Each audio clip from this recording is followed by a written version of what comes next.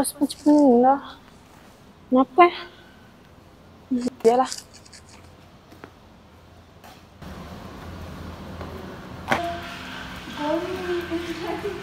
Zaira, kau siap tak kerja admit tu? Alamak weh, aku tak siap doh. Aku pun siap tapi aku nak ulang kaji lagi. Lah, aku tak buat tu. Kau nampak Syakila tak? Aku hari ni nampak dah banyak hari dah tak nampak dia. Tu Syakila. Jom pergi kat dia. Oh, okey. Assalamualaikum Kila. Hai. Kau kenapa ni? Waalaikumsalam. Awak kenapa Syakila? Adalah saya cuma rasa pening je setiap kau perangan ni. Kila, awak kena jaga diri awak juga. Badan kita perlukan air. Kalau tak, makin penatlah nanti. Betul tu. Sebab itulah kami ciptakan aplikasi Hydro Reminder ni. Aplikasi ini boleh mengingatkan kita untuk minum air. Oh, macam tu. Tapi macam mana nak gunakan aplikasi tersebut? Jom kami tunjukkan.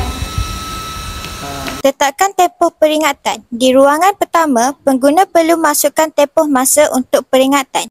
Di ruangan kedua, pengguna perlu menyatakan beberapa kali sehari mereka mahu diingatkan.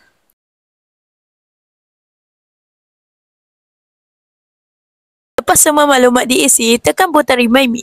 Aplikasi akan mula menghantar notifikasi atau bunyi penggerak mengikut tetapan yang dimasukkan. Pertama, ramai individu tidak mencapai tahap pengambilan air yang disarankan setiap hari.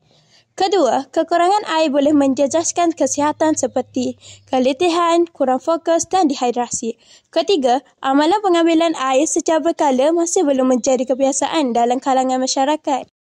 Tujuan utama aplikasi ini adalah untuk membantu pengguna membentuk tabiat minum air secara konsisten serta mencegah dehidrasi yang boleh menjejaskan kesihatan.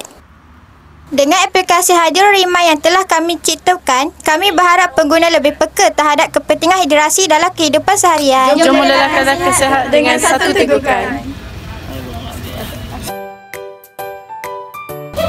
Wih, Syakila. Aku tak siap tu. Alamak, Kita mesti Kelantan tu. Dengan aplikasi Hydro Remind.